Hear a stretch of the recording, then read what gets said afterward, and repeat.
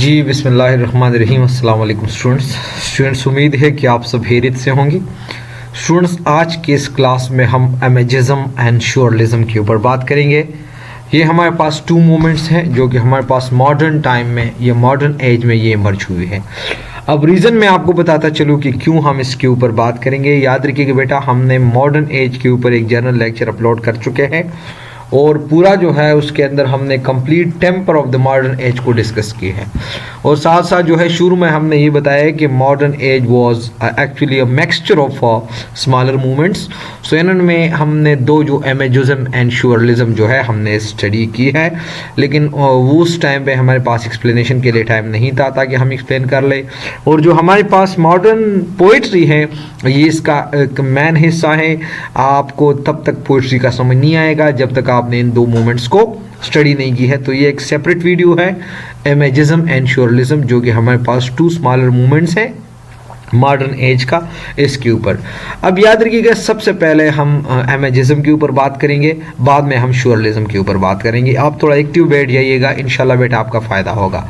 About in 1912, ये 1912 है। About in 1912 an American author Ezra Pound, आप लोगों ने नाम सुना होगा, जिसको टी.एस. इलियट ने द वेस्टलैंड भी डेडिकेट किया था। ठीक है, Ezra Pound launched a movement in literature and that is imagism. Ezra Pound ने एक मूवमेंट को लॉन्च किया था कब? 1912 में। ये आपका एक ज़बरदस्त एमसीक्यूज़ के दूसरा एमसीक्यूज़ कि किसने एमेजिज्म को लॉन्च किया था, तो किसने? इज़रा पाउंड ने। ठीक है, ये हमारे पास मेल राइटर हैं, फीमेल नहीं है। अब ये क्या है? ये एक फिलॉसफी है, अ फिलॉसफी, देखें, अ फिलॉसफी है। अब कौन सा फिलॉसफी है? If you want to know about imagism we need to keep one name in our mind. अगर आप एमेजिज्म के बारे में ज़्यादा जानना चाहते हैं तो आप लोगों ने एक नाम जहन में याद रखना है and that is T Hume. अब उसका क्या रोल है मैं आपको ज़रा लिंक कर देता हूँ। आपको पता है बेटा, ये जो वर्जीनिया वुल्फ ने एक टेक्निक अपने नावल के अंदर यूज़ की है and that is stream of consciousness technique. आपको मैं बताता चलूँ कि ये टेक्निक कहाँ से आया।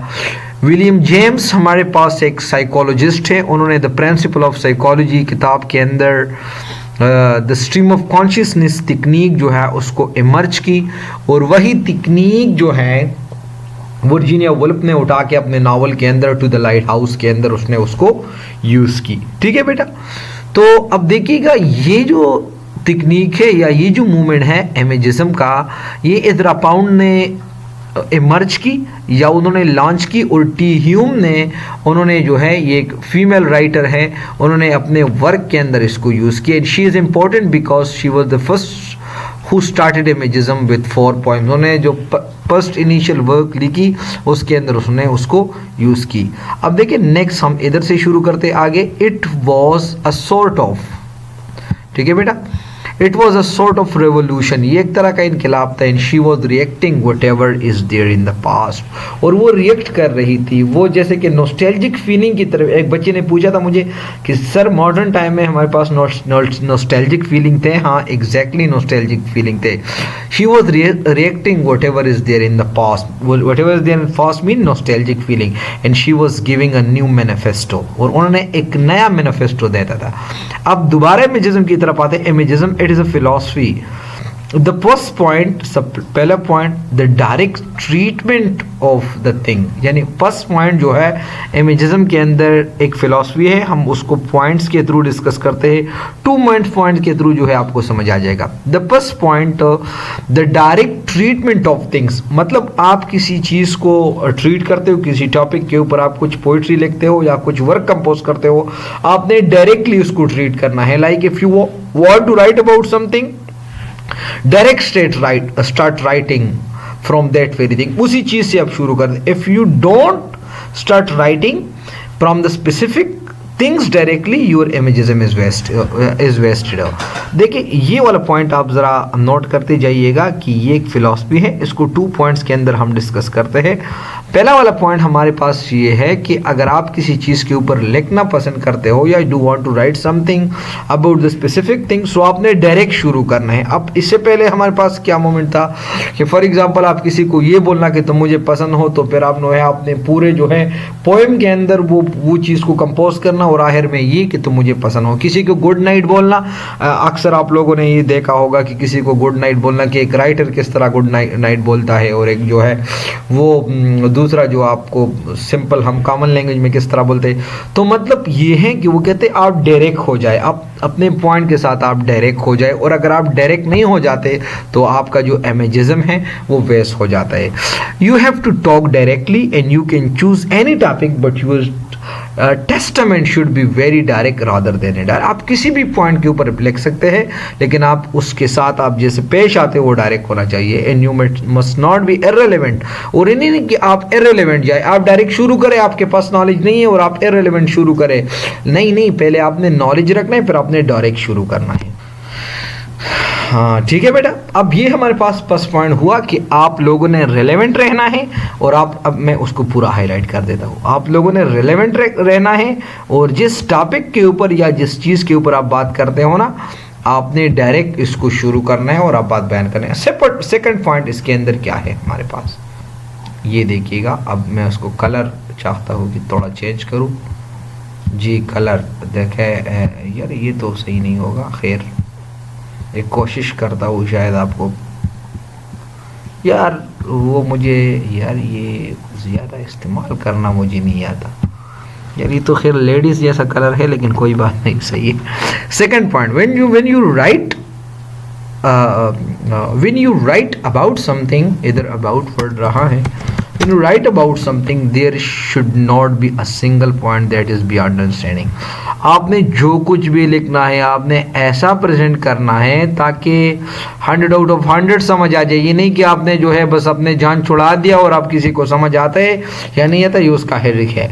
You must not go for artificial things, आप आर्टिफिशियल वर्ड्स आपने गो फॉर आर्टिफिशियल वर्ड्स आपने नहीं उठाना है।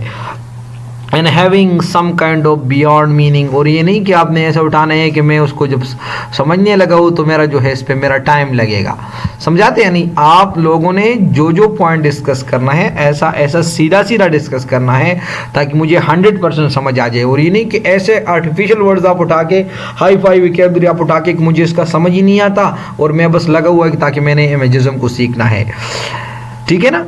सेकंड पॉइंट ये है कि आपने जो कुछ बताना है आपने क्लियर एंड कंसाइज फॉर्म में बताना है, आपने आर्टिफिशियल वर्ड का नहीं यूज़ करना, समझाते हैं नहीं, और आपने अपना स्टेटमेंट को ऐसा बनाए ताकि अंडरस्टैंडिंग हो जाए।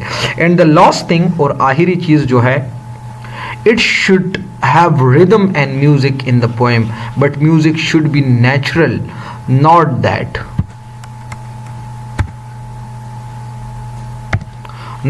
you include letter, and this is philosophy of imagism। और देखिए वो कहते हैं ना कि आपने लास्ट में जो है, इसके लिए मैं रंग को चेंज कर देता हूँ ताकि आप लोगों ने, ये तो बिल्कुल नहीं, ये भी नहीं, हाँ ये भी नहीं है, ये यार ये मेरे पास कलर्स नहीं होते यार। चल, and the last thing, it should have rhythm, और आप जो कुछ भी लिखते हो it should have rhythm and music in the poem but the music should be natural, not that you include letters. ये नहीं कि वो ऐसा होना चाहिए कि वो आपको नेचुरल जैसा लगे वो music. And this is the philosophy of imagism and this is we call it imagism.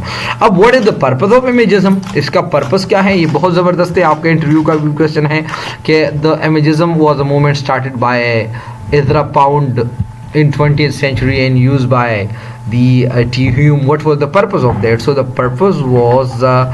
purpose of this was when a person says something, there should be a live image in his or her mind। जी आप देखें ना, समझाते हैं ना, जो बंदा जो कुछ कहना चाहते हैं उनके इमेज, इनके जहन में एक लाइव इमेज होना चाहिए, नॉट एब्स्ट्रैक्ट थिंग और idea that should stay any that idea should stay, or any philosophy or thing, that should be very direct in it. ठीक है ना, वो कहते हैं ना कि आपने जो कुछ जिस चीज़ के बारे में लिखना है तो इसके बारे में सबसे पहले आपके जहन में एक इमेज होना चाहिए, एक तस्वर होना चाहिए, ऐसा एब्स्ट्रैक्ट चीज़ नहीं होना चाहिए जिसको आप वजूद नहीं दे सकते. सो बेटा आई होप आपको समझ आ गया कि what is imagism and who started this and who was the Pioneer and who used this first. Next point जो हमारे पास है वो दैट इज surrealism. ठीक है बेटा, this was a movement launched by a critic Henry Breton in 1924. वो 1912 में ठीक 12 ईयर्स आफ्टर जो है ये हमारे पास surrealism एक मूवमेंट आया इन पेरिस. और कहाँ पर आया ये? पेरिस में. कहाँ पर? पेरिस में. कब आया? 1924 में. And this is considered as an international intellectual and political movement. अच्छी बात यह है कि इसको एक इंटेलेक्चुअल और एक पॉलिटिकल एक जो है इंटरनेशनल मूवमेंट तस्वर किया जाता है. अच्छा, अब हम आगे बढ़ते हैं कि surrealism in literature can be defined as an artistic attempt to bridge together reality and imagism.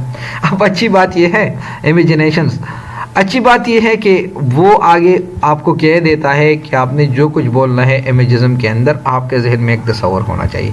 इधर वो कहते हैं कि रियलिटी प्लस इमेजिज्म को जब आप इकट्ठे कर ले तो ये जो surrealism है ना, बंदा श्योर हो जाता है, उन्हें एक ब्रिज जैसा बजाता है.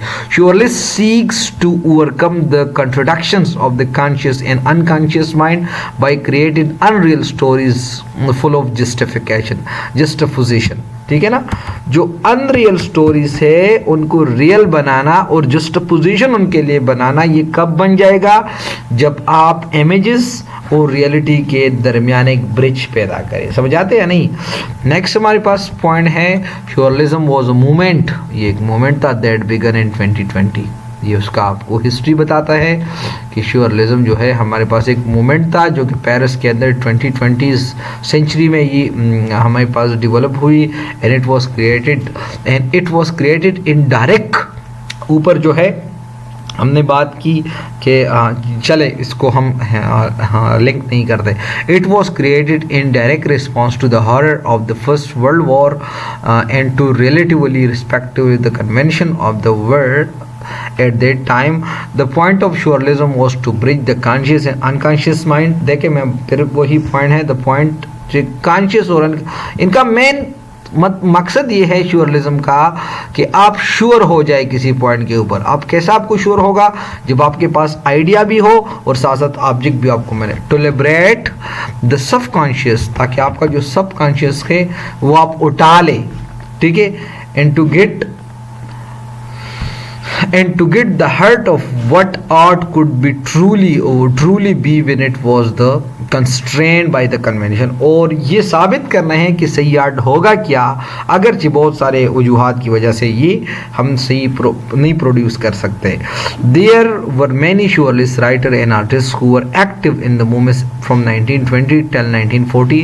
बहुत सारे राइटर्स हमारे पास रहे हैं जो 1920 से लेकर 1940 तक बड़े एक्टिव रहे हैं. And after that time while art work that maintained surrealist themes was still created and the moment itself was less or more and तो मतलब बाद में जो है ये तो 1940 तक तो बिल्कुल बरकरार रहा, लेकिन बाद में जो है ये ऑटोमेटिकली ख़त्म हुई. मेजर राइटर ऑफ surrealism में एन ब्रेटन है जो कि फ्रेंच आथर है हमारे पास, और surrealism का उसने surrealist का मैनिफेस्टो फेस की, मैंने आपको ऑलरेडी बता दी शुरू में. नेक्स्ट हमारे पास है मैंग्स ऑर्नेस्ट. ये हमारे पास एक जर्नल surrealist है एंड डेटियस पेंटर भी है. नेक्स्ट हमारे पास है रेन मैग्रिटी जो है एक बिल्जियन surrealist पेंटर है. एक नेक्स्ट स्टाइल के साथ. ठीक है बेटा, अब इसके अगर हम चंद करेक्टरिस्टिक्स इन लिटरेचर के ऊपर अगर हम बात कर ले जो हमारे पास surrealist मूवमेंट है, तो इसके जो करेक्टरिस्टिक्स है वो कौन से? surrealism is meant to be a strange and shocking. ये लाजमी बात है कि एक शॉकिंग होगा. It is meant to push the involve in a way that post people out of their comfortable ideas. देखें बेटा कि आप अपने कंफर्टेबल आइडियाज़ को फोर्स करें and so much that it has been known cause rights. While the idea of surrealism is complex, surrealist literature does have common characteristics. Next point हमारे पास है surrealist literature will have contrasting images and ideas. Contrast होगा. This technique is used to help the reader to make a new connection and expand the reader's reality rather than reader's ideas of what reality is. देखिए उसका काम ये है कि reality को आप expose करें, ना कि रीडर को आप कंफ्यूज रखें कि रियलिटी है क्या.